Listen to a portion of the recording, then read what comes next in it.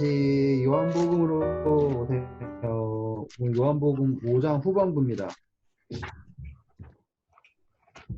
아들에 관한 이야기. 우리 어저께 19절, 20절까지 했거든요. 네. 그래서 이제 오늘 21절 들어갈 거예요. 21절 읽겠습니다. 아버지께서 뭘 했다고 합니까? 죽은 자들을 일으켜 살리셨다고. 네, 이게 하셨나요? 아니요, 21장 안 했어요. 어제 20까지. 아니요. 하셨냐고요. 예, 하나님이 죽은 사람들 살리셨나요? 네. 아니요. 아직 죽은 자들을 일으켜 살렸어? 하나님이? 이렇게 자, 살린 거 이제, 아닌가? 네? 살린 거 아닌가? 자, 이제 성경상에서 이제 그 엘리사의 시체를 던졌더니만 살아나고 이런 것들이 있어요. 근데 여기서 말하는 죽은 자들의 이란 전제는 다른 거예요. 이제 그거를 아셔야 돼요. 먼저 우리 21절 읽었으니까 25절도 읽어보세요. 실로 진실로 너에게 이르노니 죽은 자들이 하나님의 아들의 음성을 들을 때가 오나니 곧 이때라. 듣는 자는 살아나리라. 네. 자, 지금 보면 죽은 자들이 하나님의 음성을 들을 때가 오는데 그때가 언제입니까? 지금. 지금이죠. 그러면은 사람들은 자기가 살아있는 줄 알지만 실질적으로는 어떤 상태라는 거예요? 죽은 상태라는 거죠. 예, 그러니까 예수님은 지금이 될 때예요. 지금 너희는 죽어있는 상태다라고 하는 걸 얘기하고 계시는 거예요. 그러면 다시 또 반추한다면 하나님께서 죽은 자들을 살리신 것처럼 이라고 하잖아요. 그 이야기는요, 근원적으로 뭐냐면 흙을 얘기하는 거, 흙. 지금 흙이에요, 흙. 우리는 뭐예요? 그냥 흙이에요. 근데 상태적으로는 뭐예요? 생명이 없는 거죠. 생명이 없는 거 우리는 뭐라고 인지할 수 있는 거예요? 죽은 상태라고 인지할 수 있는 거예요. 그런데 하나님께서는 거기에다 뭘 주신 거예요? 생명을 주셨죠. 지금 이걸요, 어떻게 인식하셔야 되냐면, 우리는 죽음이라는 걸로 뭘로만 생각을 하냐면, 살았다가 죽는 것만 죽으면 생각을 한다고요. 근데 성경에서 말하는 죽음이라는 건요, 살았다가 죽는 거가 아니에요. 상태예요. 어떤 상태냐면, 제가 그림을 그려야겠네요. 지금 인터넷이 좀 되는 것 같으니까는 그림을 그려볼게요. 오늘 새로운 개념입니다. 여기에서 우리는 살아있는 사람이요.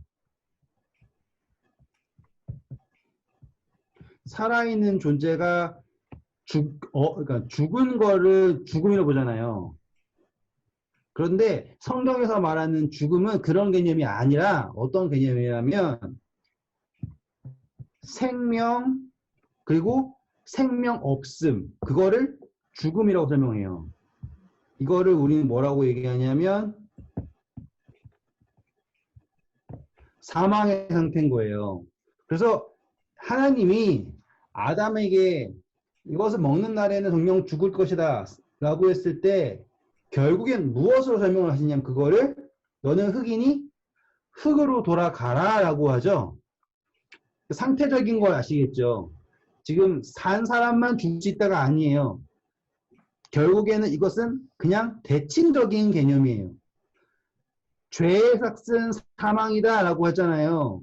그거는 뭐냐면 생명이 있는데 생명에서 죄로 생명을 포기하게 되면 결과론적으로는 생명이 없음이 된다라고 하는 논리지 죄를 지면 하나님이 널 죽일 거야가 아니에요. 이해되었죠? 결국에는 지금 창조되기 전에는 어떤 상태입니까? 생명이 없는 상태죠. 없는 상태에서 하나님이 뭘 주셨습니까? 생명을 살리신 거죠. 똑같이 예수님도 그렇게 하실 수 있는 권세가 있다는 거예요. 그런데 21절 다시 읽을게요. 아버지께서 죽은 자들을 일으켜 살리신 같이 아들도 자기가 어떤 사람이라고 합니까? 나는 네. 자, 그러면 뭡니까? 창조 역시도 하나님이 원해서 하신 거예요. 그리고 살리는 것 역시도 뭐해서 한다고요? 원하는. 우리가 그때 얘기했던 거죠. 그죠? 문둥병자가 예수님 앞에 무릎 꿇고 선생님 나사렛 예수여 원하시면 나를 깨끗게 하실 수 있나이다 했던 거예요. 바로 원한다라고 하는 거예요. 그리고 그 살고자 하는 존재도 뭘 해야 되냐면 낫고자 하느냐, 제가 지금 그걸 계속 연계해서 하는 이유는 이렇게 하면 더 이해가 잘 될 것 같아서 하는 거예요. 그 원한다라는 거예요. 근데 재밌는 거는 하나님께서 제일 처음에 창조하셨을 때는 하나님은 원하시거든요. 근데 누구는 원하지 않고 있었냐면 피조물은 원할 수 없는 상태에 있던 거죠. 왜? 인지 능력이 없으니까. 그래서 하나님께서 일단은 뭘 주신 거예요? 피조물에게 뭘 주셨냐면 존재를 주신 거예요. 존재. 그래서 존재를 주심으로 무엇을 할 수 있게 하냐면 원할 수 있게 하는 거예요. 이해되시죠? 그러면 지극히 공평한 논리가 되는 거예요. 하나님께서, 예수님께서도 원하시고요.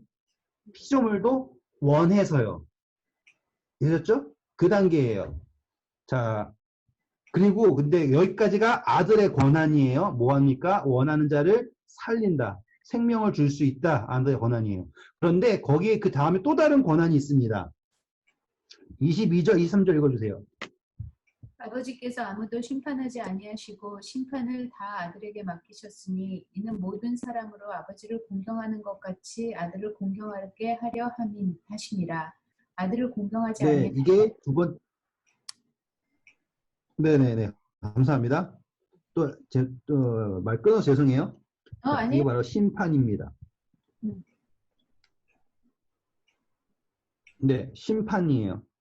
근데 심판이 하려면요, 첫 번째로는요, 심판하려면 자격이 있어야 돼요. 아무나 심판을 할 수 없죠. 자격이 있어야 돼요. 그리고 자격에 포함된 거는요, 권세가 있어야 돼요. 아시겠습니까? 심판을 한다라고 했을 때 가장 기본적인 것은 자격이 있고요. 근데 자격만 있다고 되는 게 아니에요. 권세가 있어야 돼요. 그럴 능력이 있어야 되는 거예요. 근데 이걸 모두 가지고 있는 존재가 누구냐면 아버지 하나님이에요. 그런데 아버지 하나님이 심판을 하신대요, 안 하신대요? 안 하신대요. 그리고 그 모든 것을 누구에게 줬냐면, 자, 그러면 여기에서 우리가 질문을 가질 수 있는 게, 그러면은 아들이 심판을 할 수 있는 걸 했다라고 하면, 대체 무엇 때문에 하나님이 아무도 심판을 하지 않으시고 아들에게 주셨나라고 생각해야 되잖아요. 네. 그러면 이 둘 중에서 무엇이 부족한가라고 하잖아요. 하나님이 권세가 없으실까요? 아니요, 권세 있어요. 무엇이 없느냐라고 했을 때 하나님이 가지지 못한 게 바로 요 자격이에요. 어떤 자격이냐면 죄인들을 심판을 할 수 있는 자격이에요. 요거 잘 따라오셔야 돼요. 하나님은 모든 권세를 가지고 계세요. 그리고 그분이 하시면 돼요. 그런데 어떠한 이 범위 내에서 어떤 범위? 심판이라고 하는 범위에서는 그분이 자격 요건을 충족하지 못하는 거예요. 그래서 그 자격 요건을 충족하고 있는 존재가 누구이냐? 바로 아들이다 라고 하는 거예요. 근데 이 자격 요건이 무엇이냐? 히브리서 갈게요. 히브리서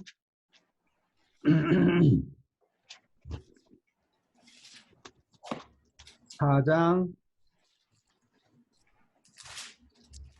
15절 읽어주세요. 신약 356페이지. 우리에게 있는 대제사장은 우리의 연약함을 동정하지 못하실 이가 아니요 모든 일에 우리와 똑같이 시험 받으신 이로되 죄는 없으시니라. 그러므로 네, 감사합니다.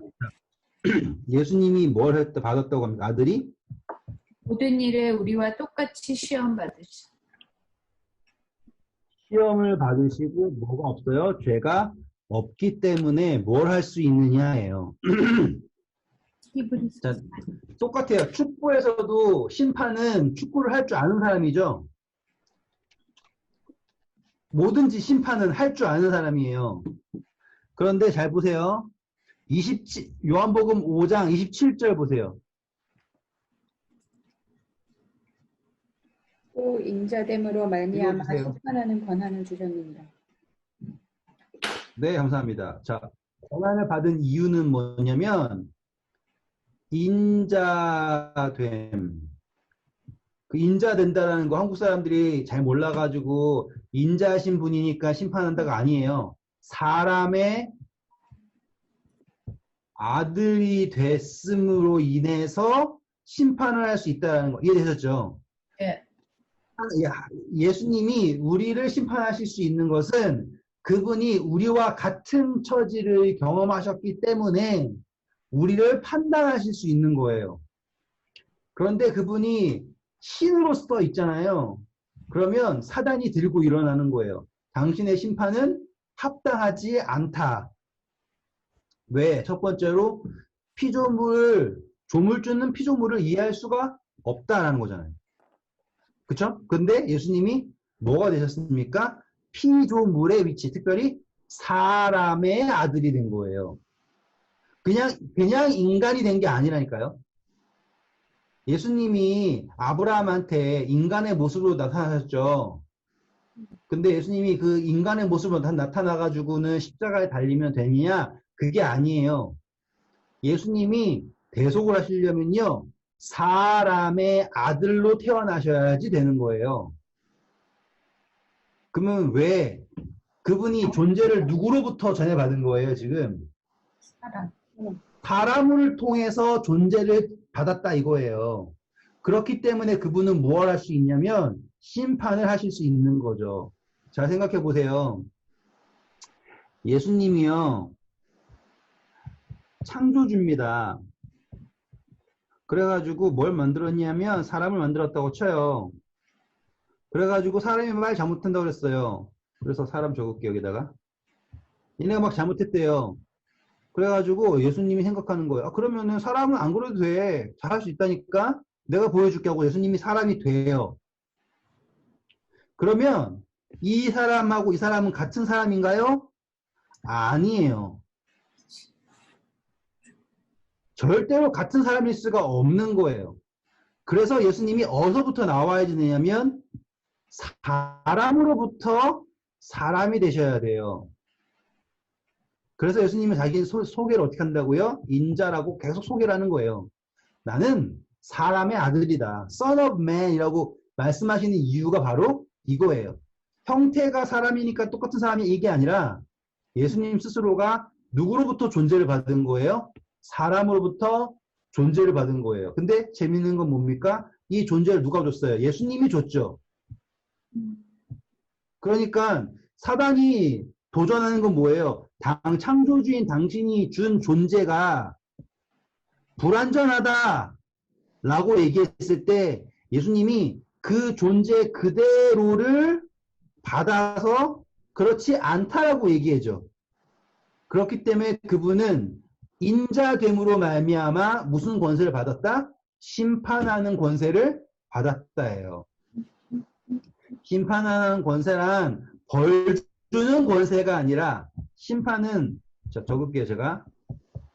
심판에는요 우리가 잘못 이해하는 거 심판을 벌로 생각을 해요. 근데 성경에서 말하는 심판의 핵심은 판단이에요. 판단. 이거 되게 중요합니다. 심판의 핵심은 판단이에요. 왜? 이미 우리는 그를 믿지 않은 사람은 이미 뭐 했다고요? 심판을 받았죠. 그쵸? 왜? 죄의 삭은 사망이잖아요. 죄가 들어왔기 때문에 우리는 이미 결과를 얻은 상태예요. 중요한 거는 예수님께서 오신 심판주로 오신 건요. 뭐냐면 예수님이 무엇을 판단하는 겁니까? 이 사람들은 나의 백성이다 라고 판단하는 거예요. 그리고 우리 역시도 예수님이 딱 왔을 때 제가 했잖아요. 모든 존재, 인간의 존재가 동시에 부활을 합니다. 맞죠? 왜? 거기에서 우리가 예수님이 오시잖아요. 그러면 그림이 어떻게 되냐면 여기에 예수님이 있어요. 그리고 여기 천사들이 이렇게 있어요. 여기에 인간들이 있어요. 그래서 여기에 가운데 있는 천사들을 우리는 여기서 증인이라고 하는 거예요. 증인. 그리고 예수님, 인간 요 사이에 있잖아요. 그래서 예수님이 이 사람이 내 사람이다. 그리고 우리도요. 이분이 네. 예수님이다. 나의 구주다. 라고 판단하잖아요. 그러면 그걸 맞으면 증인인 천사들이 우리를 데리고 올라가는 거예요. 아닌 사람은요. stay back. 그게 재림의 판단이에요. 그래서 예수님이 무엇을 할 수 있는 권세를 받았냐면 인자됨으로 인해서 죄에 대해서 판단하실 수 있고요. 인자됨으로 우리가 누구의 백성인지를 판단할 수 있는 권세를 받은 거예요. 네. 자, 그러면 돌아올게요. 그러면 단순히 이 심판을 할 수 있다라고 하는 것만 하려고 하시는 거냐? 근데 그게 아니에요. 23절 다시 한번 읽어 주실래요? 이는 모든 사람으로 아버지를 공경하는 것 같이 아들을 공경하게 하려 하심이라. 아들을 공경하지 아니하는 자는 그를 보내신 아버지도 공경하지 아니하느니라. 네. 자, 목적이 분명하죠.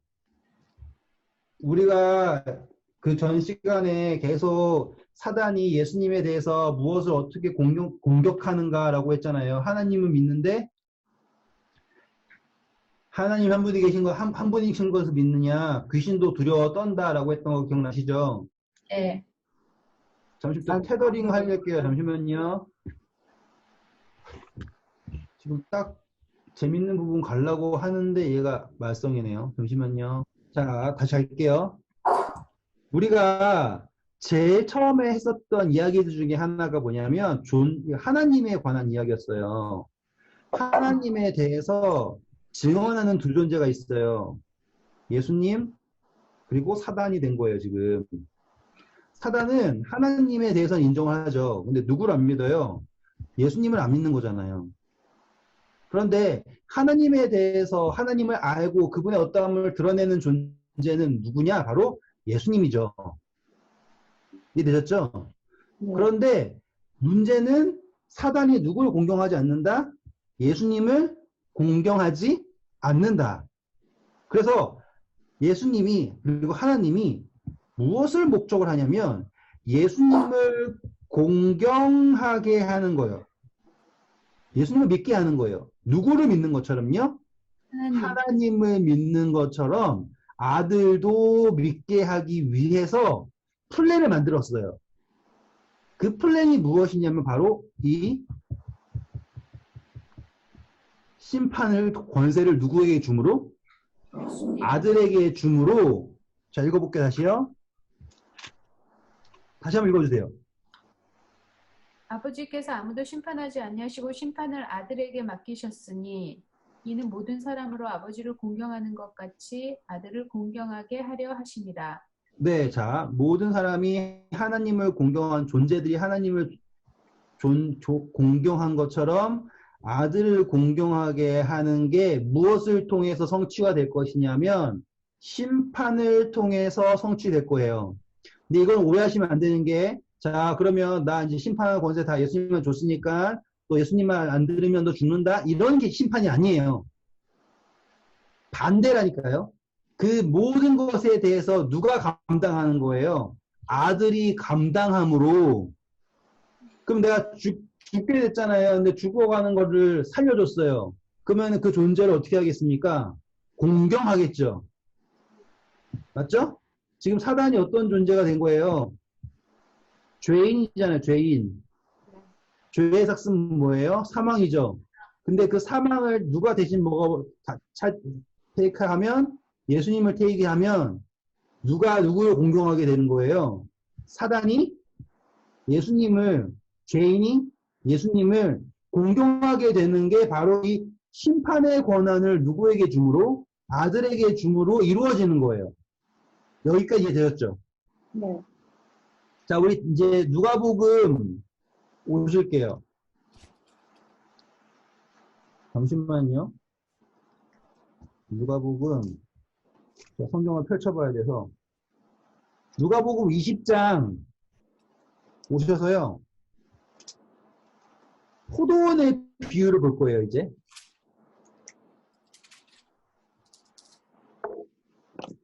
두 절부터 있는 비유예요.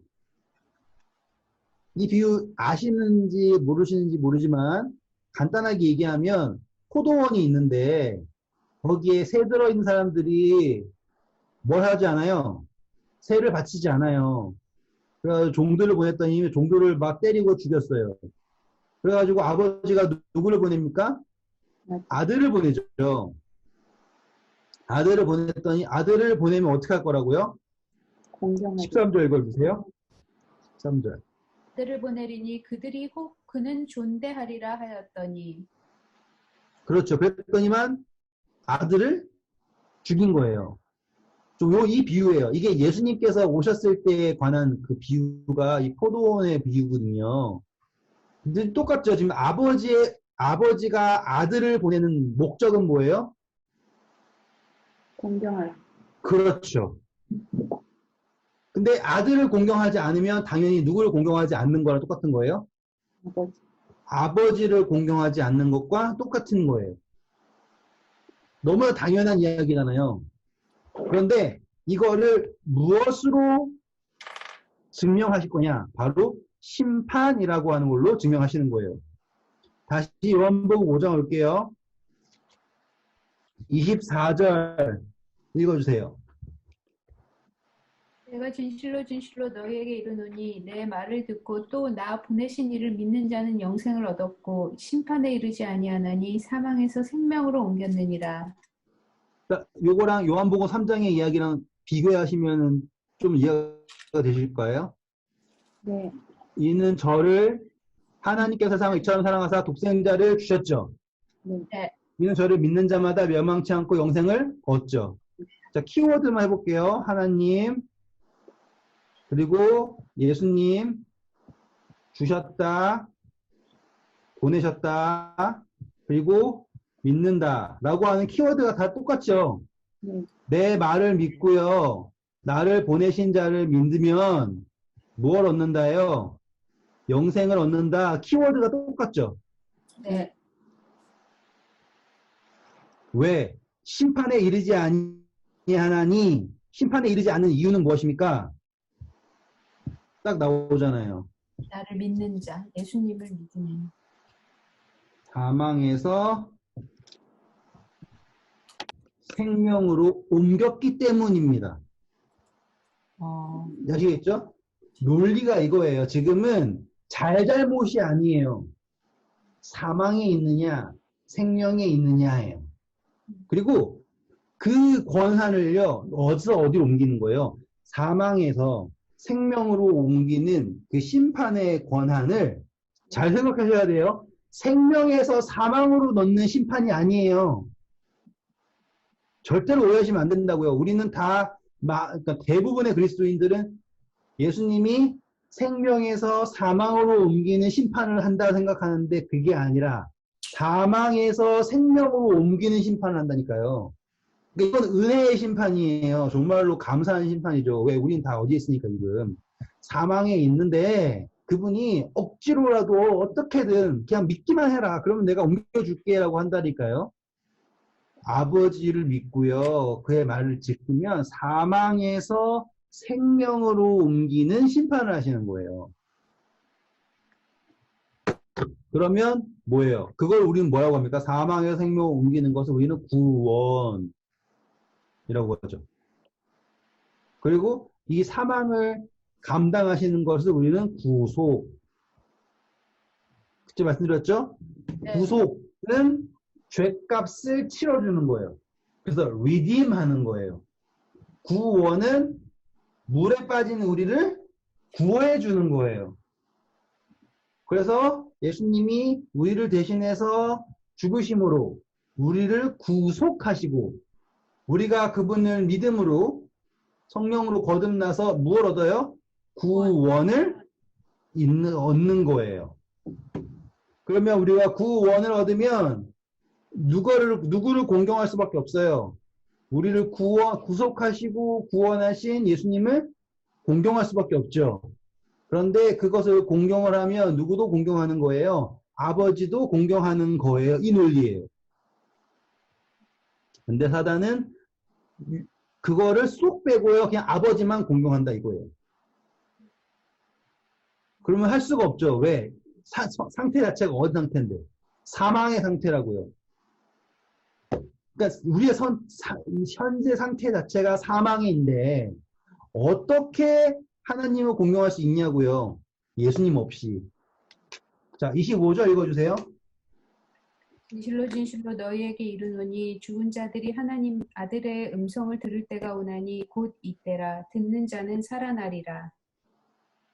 이해되셨죠 이제? 네. 사망에 있는 사람들이 하나님의 음성을 들을 수 있는 때가 왔다. 이 상태입니다. 자, 우리 에베소서 2장 5절 읽어주세요. 허물로 죽은 우리를 그리스도와 함께 살리셨고 너희는 은혜로 구원을 받은 것이라. 네, 정확하죠, 그렇죠? 허물로 우리는 죽었고요. 우리는 구원을 뭘로 받았어요? 은혜로. 네. 자, 근데요, 여기서 이제 더 중요한 때가 나오는 거예요. 26절. 이게 가능한 이유예요. 읽어주세요, 26절. 요한복음 5장입니다, 26절. 주께서 자기 속에 생명이 있음 같이 아들에게도 생명을 주어 그 속에 있게 하셨고. 네, 감사합니다. 자, 여기에서의 핵심은 뭐냐면, 하나님이 세상을 이처럼 사랑하사 독생자를 주셨죠. 네. 독생자. 근데 여기 안에다가 뭘 집어넣어서 주셨냐면, 이렇게 주신 거예요. 패키지로. 그래서 우리에게 생명이 없거든요. 근데 누구든지 저를 믿는 자마다 멸망치 않고 영생을 얻는 거. 왜? 그 안에 뭐가 있으니까? 생명이 있으니까. 그래가지고 그 다음 주에 나온 거예요. 또 인자됨으로 말미암아 심판하는 권세를 주셨다. 그래서 요한복음 1장 뭐라고 합니까? 말씀이 육신이 되어 우리 안에 거하시니. 그 목적이 그거라는 거예요. 왜? 우리에게 생명을 주시기 위해. 죽은 존재, 흑인 존재에게. 그러니까 실질적으로는 정말로 어떤 느낌이냐면 그냥 제가 상상을 해봤어요. 제가 용이랑 같이 이제 뭐 클레이 가지고 놀잖아요.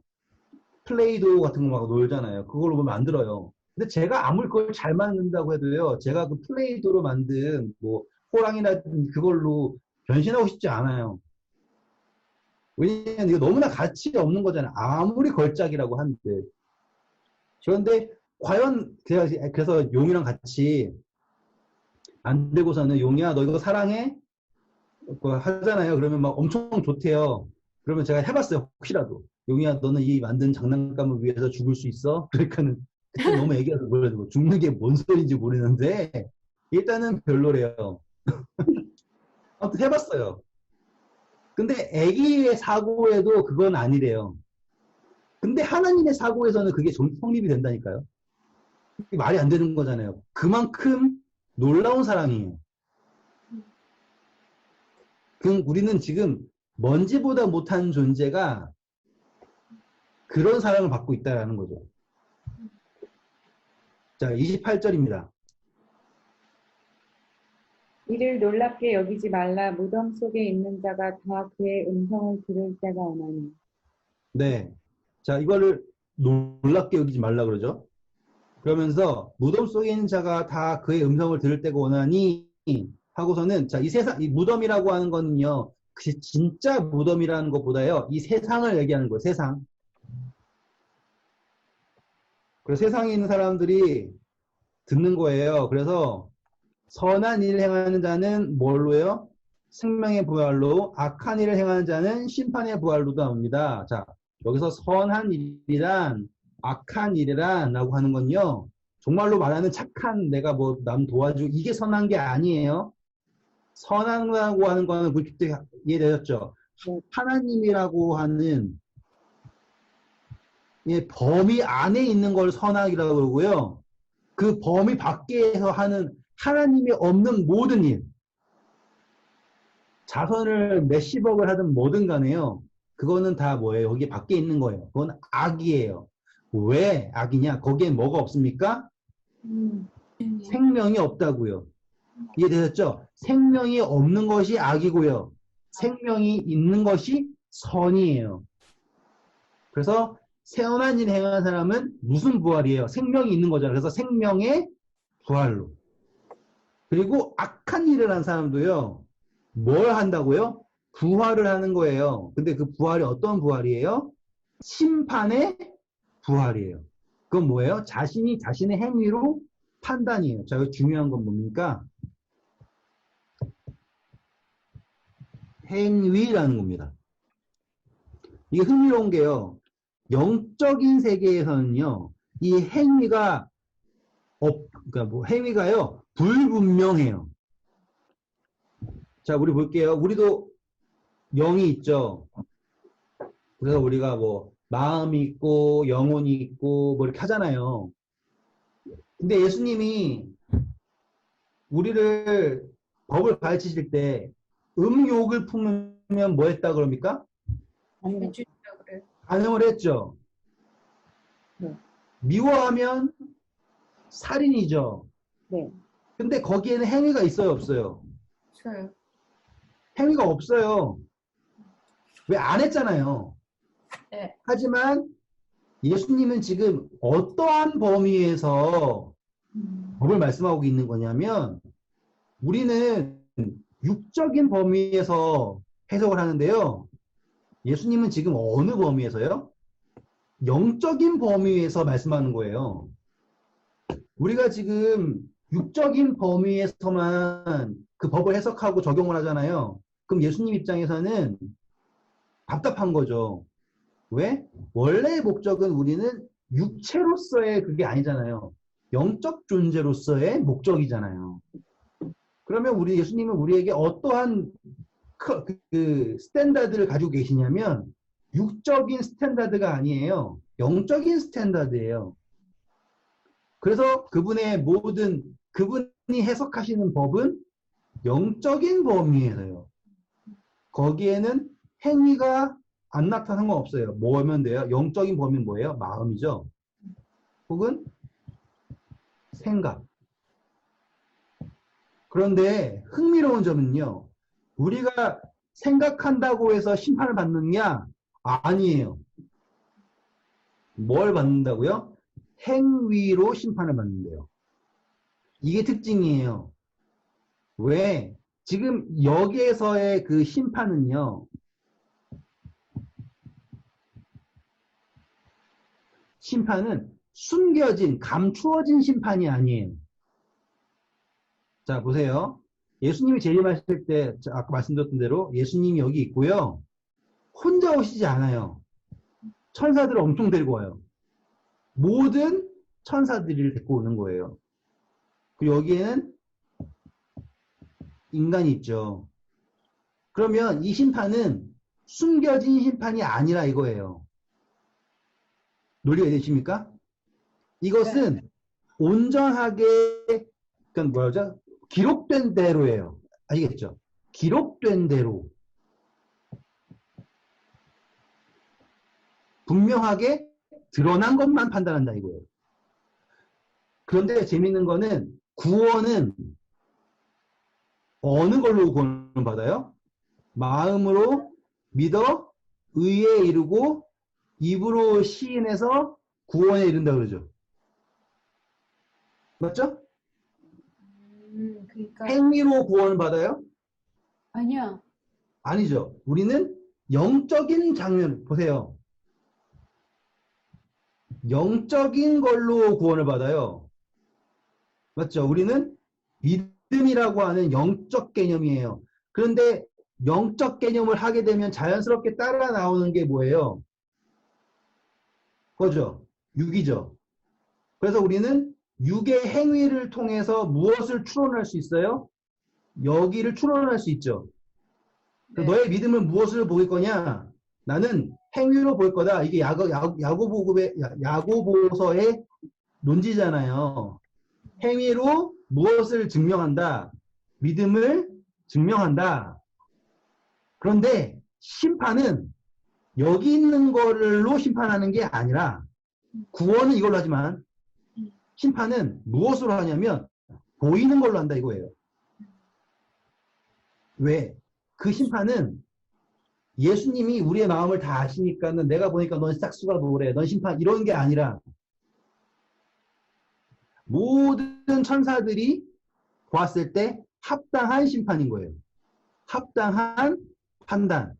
그래서 예수님이 데리고 올라가시는 게 아니라 누가 데리고 올라가요? 천사. 천사들이 데리고 올라간다고요. 그렇다는 건 뭡니까? 천사들도 누가 예수님의 백성인지를 인지한 상태에서 함께 온다는 거잖아요. 이거를 이해하셔야 돼요. 그래서 예수님이 애초에 창조를 뭘로 하셨냐면 육적인 창조를 하셨다 이거예요. 왜? 육체는 계속해서 뭘 남겨요? 흔적을 쌓는 거예요. 시간은 뭘로요? 과거에 쌓이고요. 육적 창조는요, 다 증거를 남겨요. 그리고 예수님은 항상 무엇으로 대답하십니까? 기록되었으되라고 하죠. 그러니까 그분이 하시는 심판은 어떻게 되는 거냐면 모든 존재에게 펼쳐져 있는 심판을 하는 거예요. 그래서 계시록에 공부하면 어떤 일이 된 겁니까? 책이 펼쳐 있는데. 아직 모르시는 것 같아요. 제가 너무 많이 가는 것 같아서 좀 속도를 줄여서 한 번만 보여드릴게요. 천천히. 자, 우리 먼저 다니엘서 한번 갈게요. 그냥 천천히만 할게요. 너무 제가 막 생각이 막 진행되다 보니까 너무 멀리 간 것 같긴 한데 그래도 하다 보면은 괜찮을 수 있으니까. 좀 너무 어려우세요? 제가 취소할까요? 그냥 조금만 해볼게요. 네. 네네. 너무 어려우면은 죄송합니다. 제가 그러려고 그런 게 아니라 막 생각이 막 지나가는데 이걸 안 하기가 좀 애매해서 됐어요. 자, 우리 일단은 한번 해볼게요. 다니엘 7장 와보세요. 7장. 10절 한번 읽어보세요. 불이 강처럼 흘러 그의 앞에 나오며 그를 섬기는 자는 천천히여 그 앞에서 모셔 선 자는 만만이며 심판을 베푸는데 책들이 펴놓였더라. 정확하게 나오죠. 네. 분명하게 예수님이 심판을 하려면 그분만 보면 되거든요. 그런데 그 앞에 어떤 존재가 있어요? 모셔선 사람들이 있어요. 존재가 있는 거예요. 천천, 만만 기록이 되어 있는 거예요. 그리고 그것이 어떻게 되어 있냐면 펼쳐져 있어요.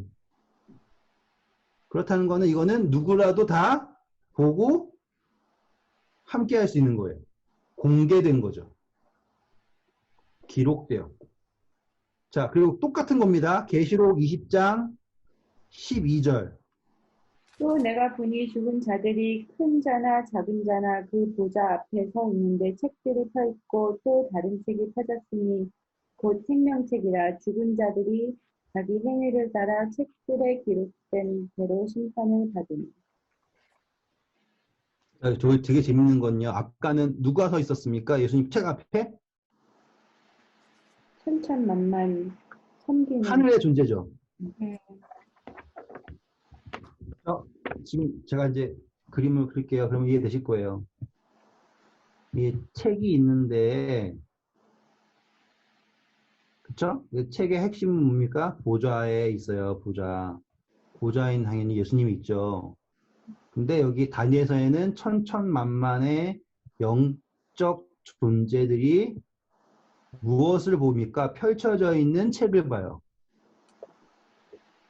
그런데 계시록에는요, 다시 보시면 죽은 자들, 큰 자나 작은 자나 다. 그런 상태가 이해되셨죠? 요한복음 5장에서 예수님이 죽은 자들이 하나님 인자의 목소리 음성을 들을 때가 오나니 곧 이때라 연결되시나요 이제?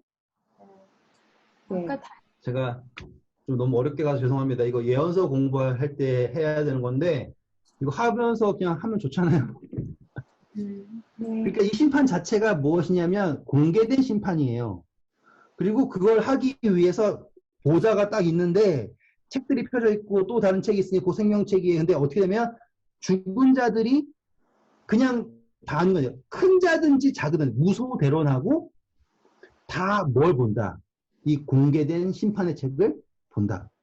그리고 거기서 판단을 딱 어떻게 하냐면 생명책에 기록되면 이에요. 생명책에 여러분 예수 생명책이 누구일까요? 라고 하잖아요. 그러면 당연한 거 예수님인 거예요. 이 책이라고 하는 개념요. 이것도 너무 싸구려로 넘기는 것 같긴 하지만 이 책이라고 하는 개념은 이 글자책이 아니에요. 이 책이라고 하는 개념은 예수님이에요. 예수님. 예수님 자체가 그 기록인 거예요. 그래서 예수님이 사다리죠, 사다리. 이렇게. 네. 똑같이 이 영적 존재랑 죽은 존재, 우리랑요, 그 사이에 있는 것도 책이고요. 그것에 있는 모든 기록도 예수님이고요. 죄의 흔적도 누구에게만 남아요? 예수님에게만 남잖아요. 그렇죠? 그래서 예수님이 도마에게 못자국을 보여주잖아요. 그 모습 그대로 올라가시잖아요. 이해되셨죠? 그리고 생명책이라고 하는 것도 예수 그리스도 안에 기록된 거예요. 그래서 예수 그리스도 안에서 사망의 생명을 옮기는 거죠. 사망에서 생명으로 옮기는 거예요. 예수님 안에서. 지금 요 이야기 자체의 모든 것이 다 예수님으로 귀결이 돼요. 그래서 심판하는 것을 누구에게 줬다고요? 권세를 다 예수. 아들에게 주셨다라고 하는 거예요. 그리고 그 안에 무엇이 있습니까? 생명. 그래서 생명책. 이렇게 되는 거죠. 그래서 이 모든 것이 죽은 자들이 무엇을 따라 심판을 받는다? 행위. 행위라고 하는 건요. 미래의 행위예요? 과거의 행위예요? 과거. 과거예요. 그쵸? 재밌죠? 다 이거는 과거의 선택으로 바꿀 수 없는 걸로 심판하는 거예요. 근데 지금까지 보세요. 사단이 계속해서 논리가 뭐예요? 가능성이잖아요. 사단의 논지는 가능성이에요. 가능성. 사단은 가능성만 증명하면 되는 거였잖아요. 예수님도 똑같았죠. 가능성이라 그러면 가능성. 지금 아무리 죄인이어도 영원의 입장에서는 의인이 될 수 있잖아요. 그게 가능성이에요. 가능성이 있냐 없냐인데 사단은 뭐예요? 죄를 지을 가능성을 얘기하죠. 근데 예수님은 뭐예요? 의인으로서의 가능성이에요. 예수님을 닮아가는 가능성을 얘기하잖아요. 그게 C잖아요. C. C의 모습은 우리는 C를 불완전한 존재라고 하지 않죠. 나무가 아니라고. 왜? 그 때에 완벽한 거잖아요. 근데 C는 그 때에 어때야 되는 게 완벽한 겁니까? 썩는 게 완벽한 거예요. 죽는 게 완벽한 거예요. 지금 우리도 똑같은 거예요. 우리는 죽는 게 이때에 가장 아름답고 가장 완벽한 거였는데 어떻게 죽느냐죠. 어떻게 썩느냐예요. 그냥 그릇 위에서 말라비틀어 썩느냐 아니면 예수 그리스도 안에서 썩느냐. 그러면 내가 지금 난 썩어버릴 존재이기 때문에 불완전한 존재다라고 한 사단의 주장과는 달리 예수 그리스도 안에서의 죽음은 창세기 공부할 때 했잖아요. 씨 맺는 열매, 생명을 맺는 죽음으로써 완전해질 수 있다라는 거를 보이는 거예요. 근데 거기에서 판단은 뭡니까? 예수 그리스도 안에서 있느냐, 예수 그리스도 밖에서 있느냐를 판단하는 것이 바로 심판이다. 요 이야기라고요.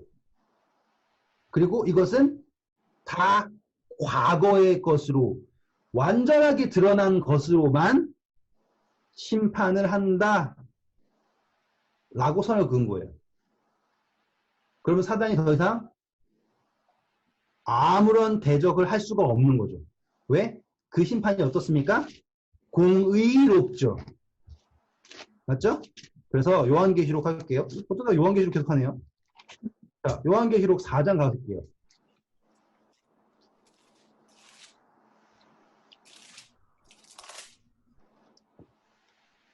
요한계시록 4장 가시면 이제 장로들이 나와요. 그런데 이 장로들이요, 어떻게 하느냐? 11절만 읽을게요. 다른 거 다 많지만.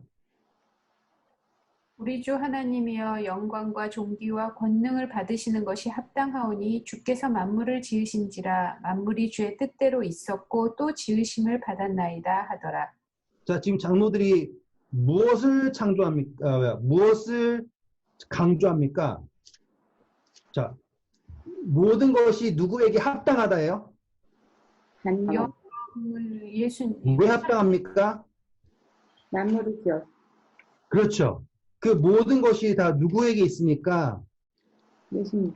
예수님에게 있기 때문에 합당합니다. 라고 하죠. 그렇죠?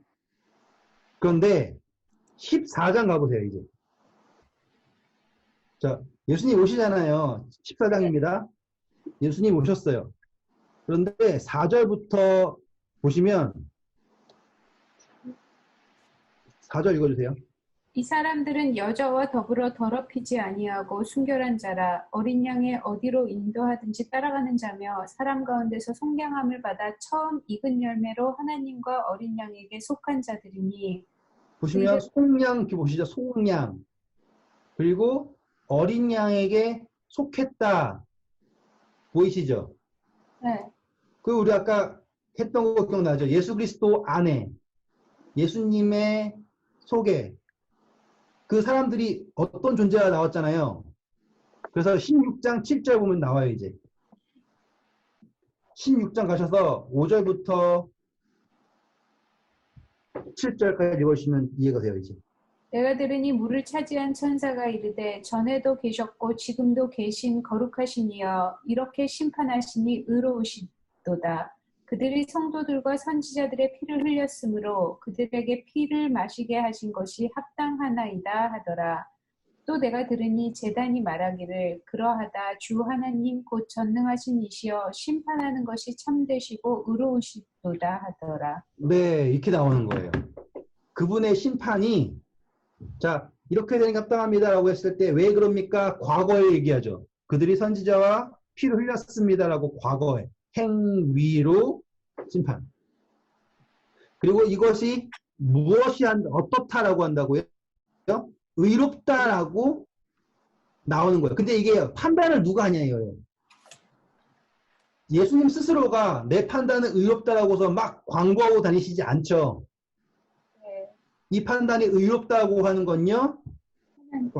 말씀드렸죠? Everybody. 여기 이 중간인 요 존재들이 의롭다한다는 거예요.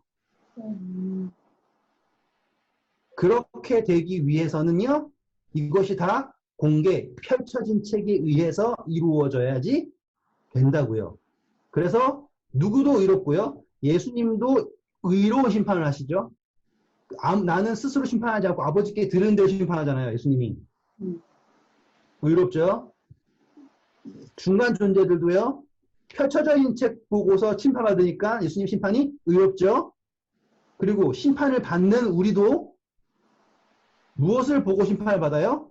생명책, 기념책, 죄책이라고 하는 그 책을 보고서 심판을 받죠. 그러면 이 심판 받는 존재도 의로운 심판이죠. 그래서 이 모든 심판이 의로운 심판으로 되는 거예요. 놀랍게도 그것이 가능한 유일한 방법은 예수님이 인간이 되셔서 우리와 같은 모든 시련을 겪으시고 우리를 속량하심으로써 그분을 따라다니는 모든 백성, 14만 4천 어린 양이 어디로 인도하든 따라가는 백성들이 이 사람들은 나의 백성, 저를 믿는 자마다 멸망치 않고 영생 얻겠다. 이 사람은 내 백성이야. 내 안에 생명이 있는 걸 그 사람들 주겠어 라고 구분 지어지고, 그리고 그렇지 않은 사람들이 나누어지는 거죠. 우리가 어저께 공부했던처럼 사람들이 알아서 나는 양의 무리, 나는 염소의 무리로 알아서 갈라서는 거고요. 예수님이 억지로 세워놓은 게 아니라 알아서 스스로 갈라서요. 그러면 그때 판단하는 거예요. 양, 염소. 이게 되었죠? 그리고 내 양은 내 목소리를 안다. 그래서 예수님이 요한복음 10장부터 나는 선한 목자다라고 딱 얘기가 나오는 게 그것 때문인 거예요. 그 판단이 무엇이냐? 내 양이라고 하는 판단이라는 거예요. 절대로 예수님은 생명에서 사망으로 옮기는 말 안 들어 죽어라고 하는 심판을 하시지 않는다. 사망에서 생명으로 옮기는 심판을 하신다. 꼭 기억하셔야 돼요. 그리고 그분의 심판은 그분 스스로가 의롭다 하시는 심판이 아닌 모든 존재들이 다 의롭다 할 만한 완전한 심판을 하십니다. 그리고 그 모든 것은 그분이 아들됨으로 인하여서 인자됨으로 인하여서 우리에게 주어지는 은혜라는 것을 강조드리면서 오늘 시간을 마치도록 하겠습니다. 오늘 좀 죄송해요. 너무 어려운 거 가는 것 같은데 다음에 언젠가 우리 예언서 공부하게 되면 또 한 번 더 제가 해드릴게요. 그러면 또 재밌을 거예요. 또 그때는 또 그거 나름대로 재밌어요. 하여튼 이해하셨죠? 아들이라는 거 꼭 기억하세요. 네, 감사합니다. 네, 목요일 날은 30절부터 그 후반부까지 해서 끝내도록 하겠습니다. 5장을. 좋은 밤 되세요. 네.